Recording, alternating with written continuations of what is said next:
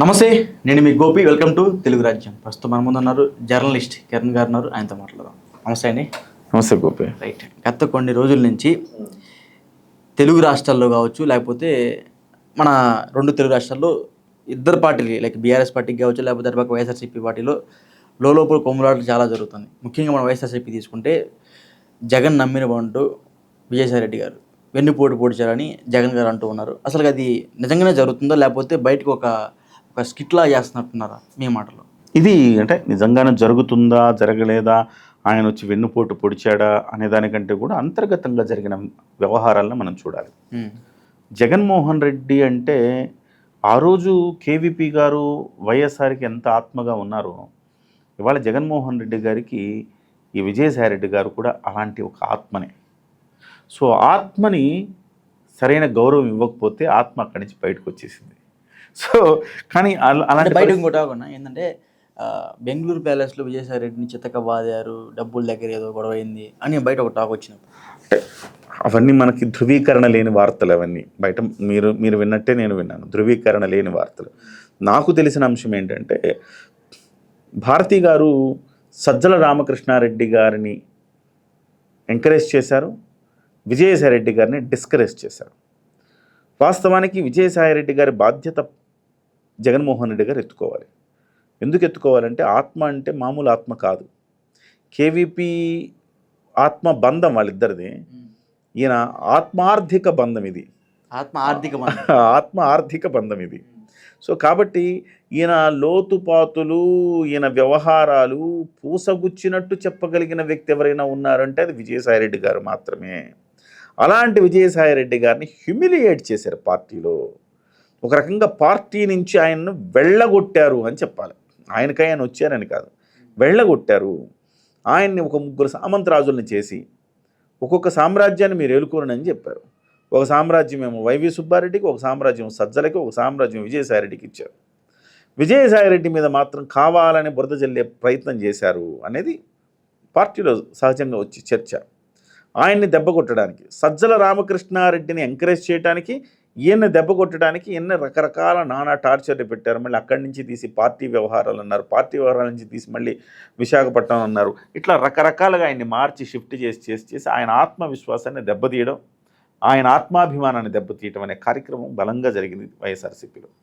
ఆ రోజు నుంచి ఆయన హర్ట్ అవుతూ వస్తున్నారు. ఆయనకు ఒక క్లారిటీ వచ్చేసింది, ఈరోజు ఖచ్చితంగా జగన్మోహన్ రెడ్డి గారు అరెస్ట్ అవ్వక తప్పదు. అరెస్ట్ అవుతున్న మునిగిపోయే నావలో ఉండడం అవసరమా అని ఆయన భావించారు. ఆయన స్కిన్ ఆయన కాపాడుకోవడానికి ఆయన ప్రయత్నం చేశారు. ఆ రకమైన ప్రయత్నంలో భాగంగానే ఆయన బయటకు వచ్చారు. ఇది తెలుగుదేశం పార్టీ అని కాదు ఇక్కడ మనం ఆలోచించాల్సింది. ఆయన తెలుగుదేశం పార్టీ బయటకు కనిపిస్తోంది, వీళ్ళు అటాచ్ చేస్తున్నారు తెలుగుదేశం పార్టీ. కానీ ఆయన బయటకు వచ్చింది బీజేపీ దన్నుతో బయటకు వచ్చారు.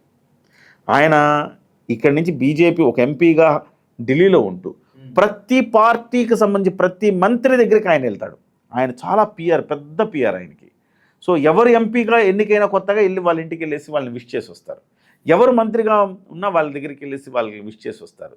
సో ఆయన పిఆర్ అద్భుతంగా మెయింటైన్ చేస్తారు. ఢిల్లీలో పిఆర్ సూపర్ అయింది. సో ఆయనకు తెలుసు ఏదో ఒక రోజు ఇవన్నీ జగన్మోహన్ రెడ్డి అధికారంలో ఉన్నంత వరకు నడుస్తాయి. రేపు అధికారం పోయిన తర్వాత ఈ రకమైన కక్ష సాధింపులకు జగన్మోహన్ రెడ్డి గారు దిగిన తర్వాత రేపు అధికారం పోతే ఈయన మీద కూడా అదే రకమైన కక్ష సాధింపులు వచ్చే ప్రభుత్వం చేస్తుంది. అప్పుడు విజయసాయిరెడ్డి అనేవాడు కూడా ఈసారి ఆయనతో పాటుగా చెప్పకూడదు తినాల్సి వస్తుందని ఒక భయం ఆయనకుంది. అందులో భాగంగానే ఆయన ఈ రొచ్చు రాజకీయాలు ఇన్ని మనకొద్దు, మనం వెళ్ళిపోదాం అని చెప్పేసి ఆయన బీజేపీ దన్నుతో వెళ్ళిపోయాడు. రేపు మాపు మళ్ళీ ఆయన రాజకీయాల నుంచి విరమించుకున్నాను అంటున్నాడే కానీ రేపు మాపు మళ్ళీ ఆయన బీజేపీ సహకారంతో ఆయన ఎంపీ అయినా మనం ఆశ్చర్యపోకర్లా. కాకపోతే మొన్ననే అవుతాడు, కావాలని రాజీనామా చేశాడు, ఆయనే అవుతాడు మళ్ళీ బీజేపీ కోటాలు. వ్యవసాయం చేసుకుంటాడని ఆయన ఏం వ్యవసాయం చేస్తాడు, ఆయన ఏం ఆర్థిక వ్యవసాయం చేస్తాడు ఆయన. సో ఏదేమైనా ఆయన్ని జాగ్రత్తగా చూసుకోవాల్సిన బాధ్యత జగన్మోహన్ రెడ్డి గారిదే. లోపలున్నా బయటున్నా ఆయన్ని జాగ్రత్తగా చూసుకోవాలి జగన్మోహన్ రెడ్డి.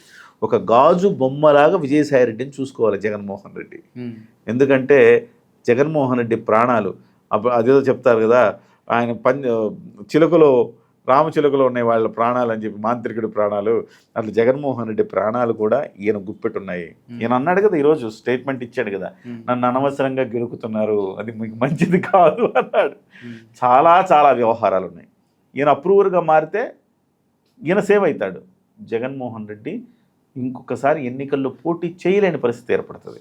సో అంతటి సంచలనమైన అంశాలు బయటపడే అవకాశం ఉంది. వీళ్ళు ఎక్కువ ఎంత గెలుక్కుంటే అంత అంత త్వరగా ఆయన ఓపెన్ అప్ అవుతాడు.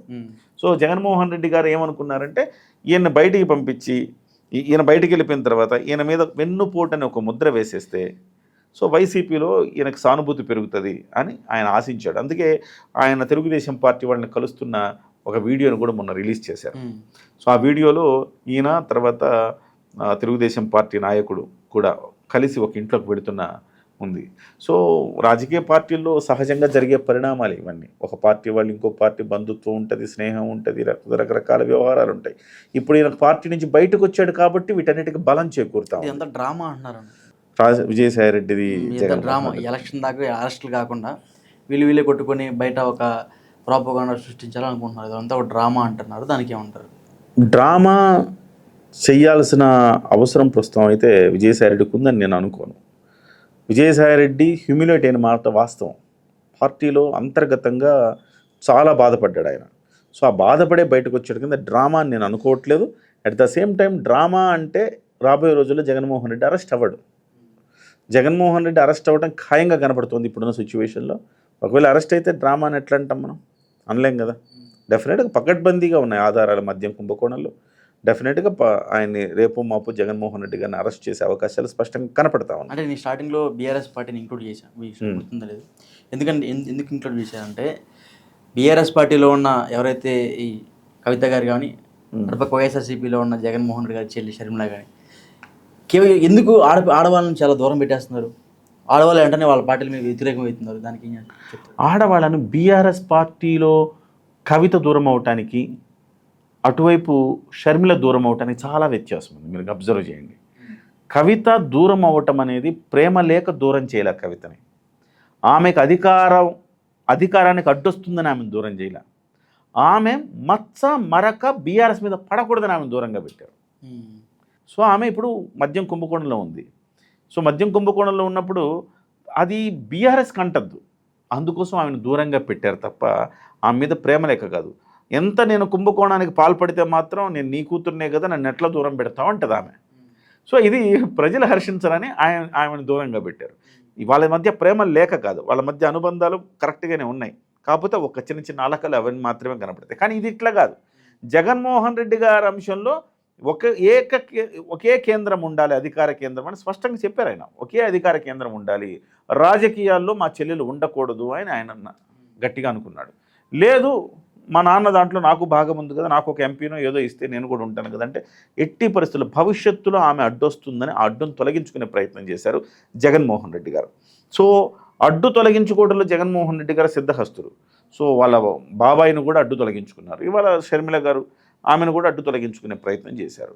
సో చివరికి అమ్మను కూడా ఆయన దూరం పెట్టారు. సో అధికారం కోసం ఏమైనా చేస్తారని నిరూపించారు జగన్మోహన్ రెడ్డి గారు. కానీ బీఆర్ఎస్కి అట్లా కాదు. సో చాలా వ్యత్యాసం ఉంది అక్కడ. ఇది వేరు అది వేరు. ఇద్దరు చెల్లెళ్ళు ఒకటి కాదు. సో ఈ చెల్లెలు ఇంతకు మించి ఏమీ చేయలేదు, అలకపోతుంది. ఆ చెల్లెలు అనుకుంటే చాలా చేయగలుగుతుంది షర్మిల గారు. సో ఒక జగన్మోహన్ రెడ్డి గారికి ఒక రైట్ హ్యాండ్లో శత్రువు విజయసాయి రెడ్డి అయితే లెఫ్ట్ హ్యాండ్లో శత్రువు షర్మిల. సో ఆ రకమైన పరిస్థితుల్లో జగన్మోహన్ రెడ్డి గారు ఉన్నారు. ఏదేమైనా అది షర్మిల గారు ఇప్పుడు అప్పట్లో వాళ్ళిద్దరు మళ్ళీ కలిసి పరిస్థితులు కనబట్ల. బీఆర్ఎస్లో అనేది టీ కప్పులో తుఫాన్ లాగే కనపడుతుంది నాకు తప్ప అంతకు మించిన తీవ్రత నాకు కనబడట్లా. ఓకే సార్, థ్యాంక్ యూ అండి. నమస్తే. హలో, తెలుగు రాజ్యం ఛానల్ చూస్తున్నారా? సామాజిక రాజకీయ జీవన చిత్రణే తెలుగు రాజ్యం. అతిశయోక్తులు అసత్యాలు ఉండవు. రాజకీయ కోణం కాదు, ప్రజా కోణమే కొలబద్ద. తెలుగు రాజ్యం వీక్షణ మీ ఉత్తమ అభిరుచికి నిదర్శనం.